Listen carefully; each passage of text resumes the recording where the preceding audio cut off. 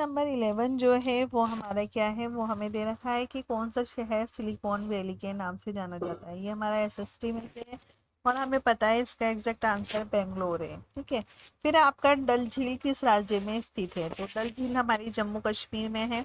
हमें पता है नैनीताल वाला जो इलाका है वो सारा इसी तरह का है।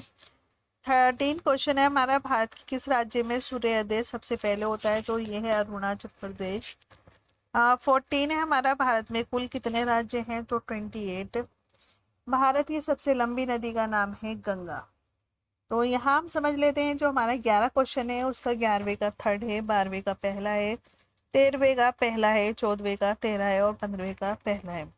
अब हम अपने आ जाते हैं क्वेश्चन नंबर 16 पर जो हमारा दे रखा है। तो क्वेश्चन नंबर 16 जो है वो हमारा इंग्लिश में से, यानी इंग्लिश वाला पार्ट है। इसमें हमने पढ़ा था हमारे हिंदी, इंग्लिश, एसएसटी और ईवीएस में से, तो ये हमारा इंग्लिश का है।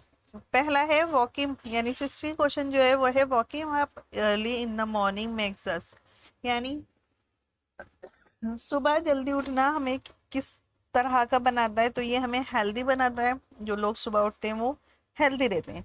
17 क्वेश्चन है meaning of relax is calm down. Relax मतलब होता है अपने आप को काम डाउन करना। फिर है आपका यानी शांत करना। फिर है आपका at what time Sneha alarm clock always ring. जो नेहा का अलार्म था वो हमेशा कब बजता था?